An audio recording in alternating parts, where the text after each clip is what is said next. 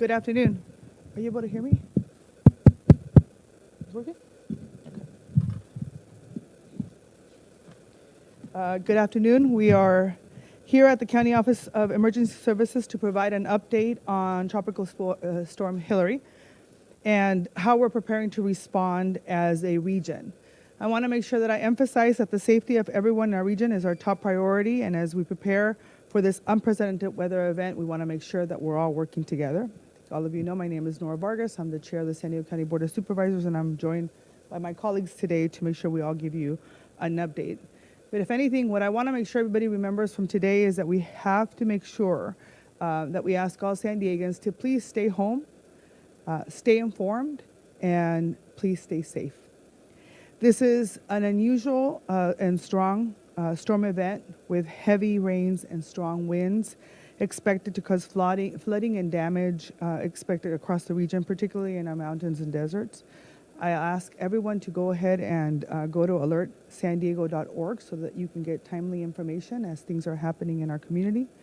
I want to make sure everybody knows that the county has been monitoring conditions and coordinating around county departments and with the 18 cities and unincorporated areas in our tribal communities and responders in the days leading up to the storm's arrival in our region.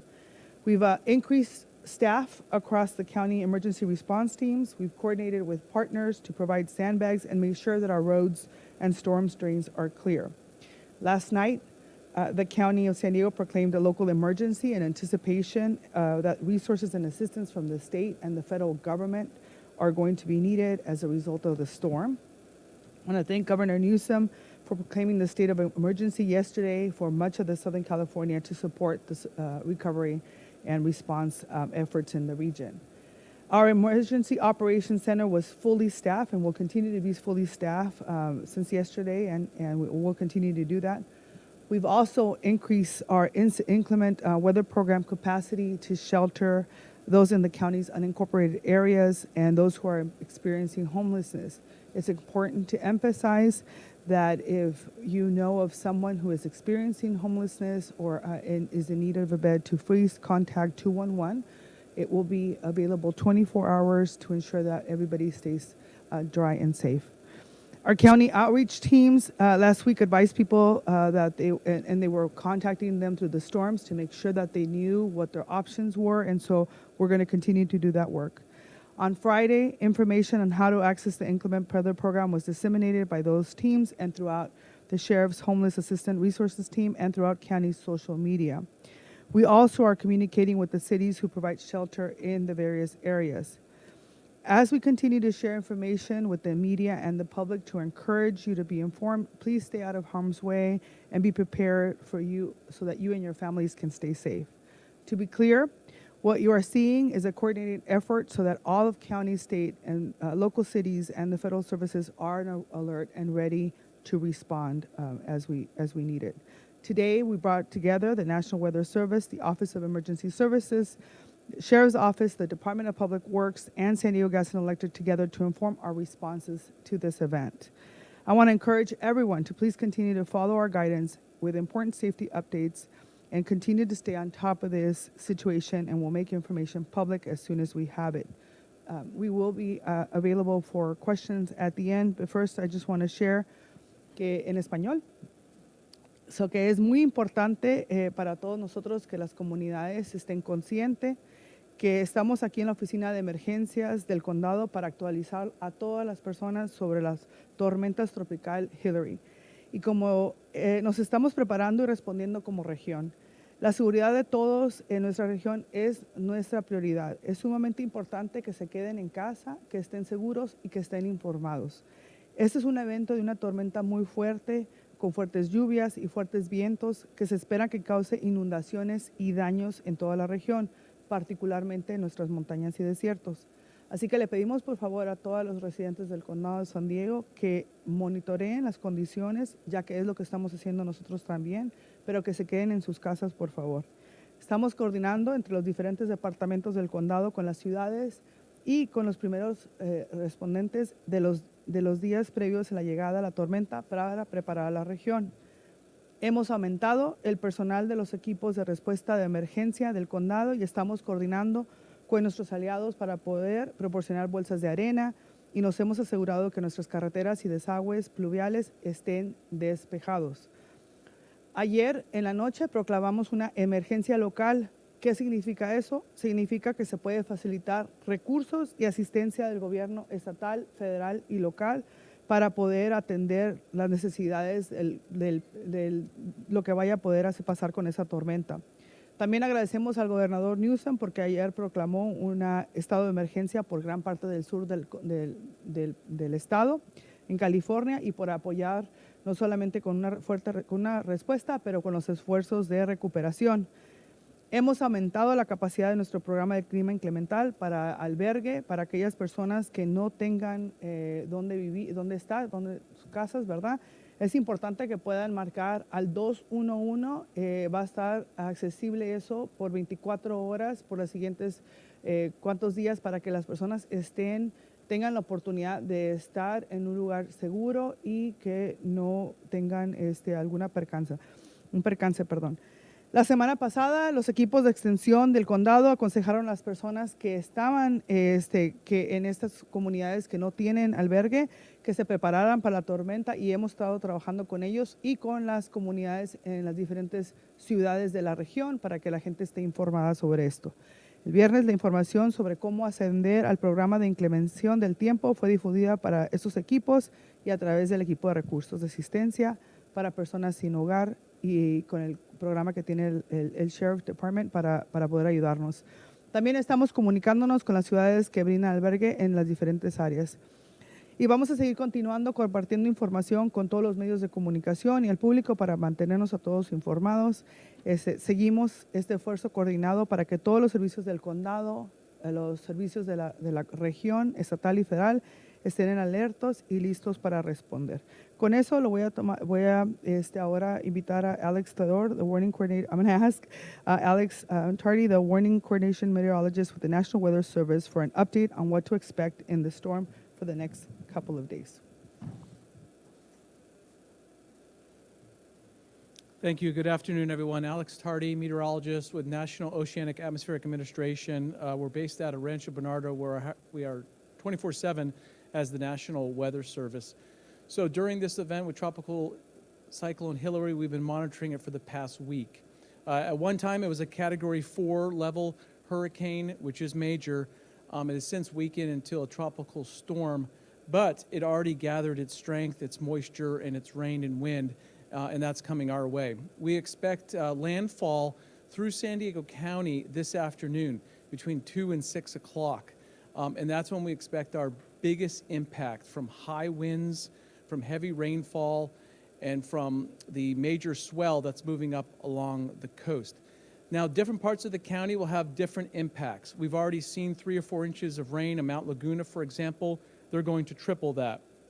And there's some rock slides and some debris flows that are already occurring, and we've issued a flash flood warning for that area that goes on wireless emergency alert. Now, in the coastal areas, the wind directions are coming from the north, and they're going to pick up as the eye center moves into San Diego County this afternoon. Any location in San Diego County could receive tropical storm force winds, which are about 40 miles per hour with gusts to 60. So any location in the county is going to receive 1 to 3 inches of rain in about a 12 hours time this afternoon. So it's important to know that just because your area may or may not be having the same or significant impacts, other parts of the county will and already have received those. The majority of this storm system will be moving through our area this evening. So after 9 o'clock, we're going to start seeing a break gradually with less rain, infrequent rain, and the winds gradually dying off, last in our mountain areas. This is a historic event. 1939 was the last tropical storm strength system that moved into Long Beach. After that, 1997, Nora moved through the Imperial Valley. So this is an event that hasn't happened before in terms of having a tropical storm, that kind of energy, taking a direct hit into San Diego County, so it's something we need to take serious. Our mountains and deserts could receive as much as 5 to 10 inches of rain. In some places in the deserts, that's a year's worth. Even in the mountains that are used to rain, The normal rainfall in Southern California and San Diego is nothing in August. So a very unusual event unfolding here.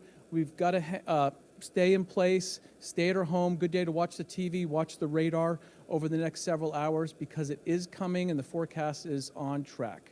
The latest information will be posted in real time from the National Weather Service, including warnings. So make sure you follow road closures and follow warnings if they do come to your cell phone or on your TV in your local area. Thank you.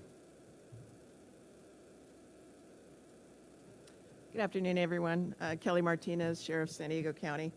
I just want to reiterate what the chairwoman said. You know, San Diego County is really good at preparedness. We've done a great job with all county organizations, law enforcement, first responders, and all of our government entities preparing for this storm. However, we need our communities to also help us out. We need to stay home. We need to really heed the warnings that the worst of the storm has yet to come. Most of the unincorporated San Diego counties, the East County, the backcountry, our rural communities are going to get hit the hardest with this storm. And it's not just the impacts of the storm itself this afternoon.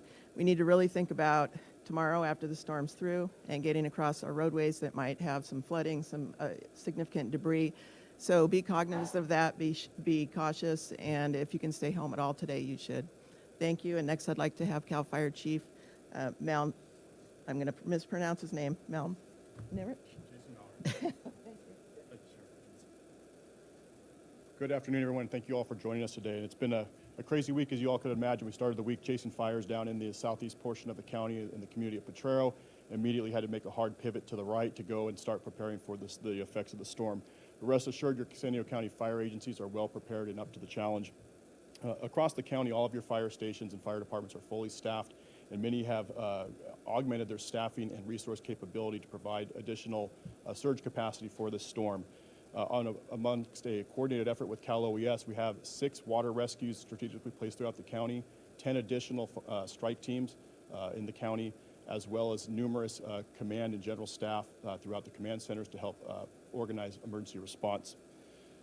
We've also moved four-wheel drive fire engines to some of the more rural and isolated communities within the county that have the risk of being cut off should conditions deteriorate.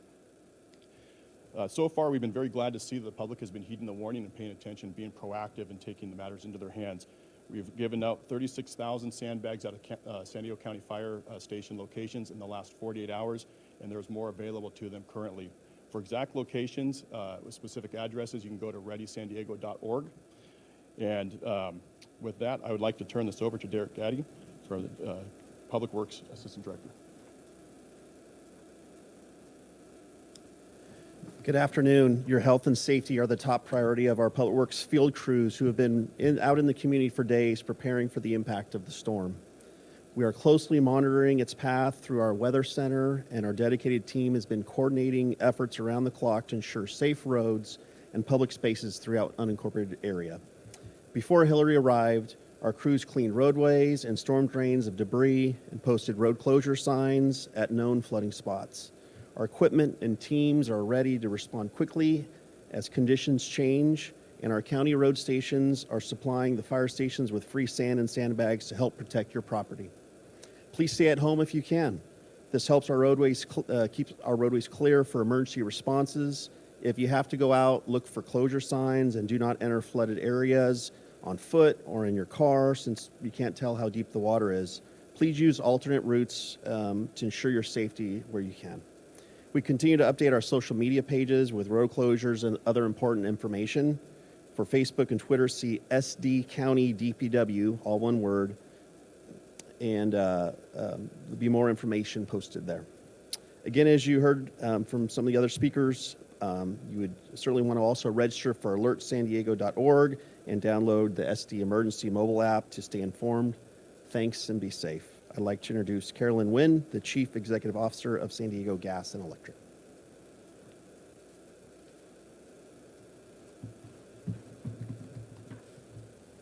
Well, thank you, Derek, and thank you, Chair Vargas. I'd like to thank everyone here. Thank you for your commitment and the critical partnership that enable us to work very closely together as we ready our response organizations and the people in our communities. I think it's really important to mention that there's something unique about our region in that there's such a strong spirit of collaboration when you think about whose responsibility it is to prepare and respond to the needs of the people of our community. And at SDG&E, it's because of these events that we've built a capability of our meteorology team that have these advanced capabilities to be able to model and to be able to produce real-time data critical for first responders that we share with a variety of emergency responders, that we share with the cities and counties and all of our customers. Now, our weather team has been tracking and monitoring this along with NOAA and the National Weather Service for the past 10 days. And that has really been beneficial